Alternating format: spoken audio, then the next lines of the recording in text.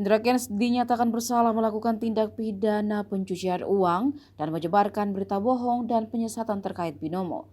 Hakim pun menjatuhkan vonis 10 tahun penjara terhadap Indra Kents dan denda 5 miliar jika tidak dibayar, diganti pidana penjara selama 10 bulan.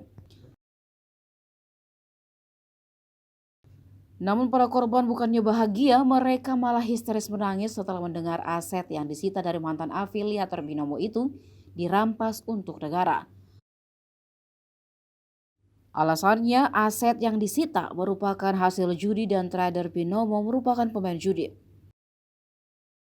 Hakim awalnya menyatakan tidak sependapat dengan tuntutan jaksa yang meminta barang bukti kasus Indra Kents dikembalikan kepada saksi korban melalui paguyuban trader Indonesia Bersatu.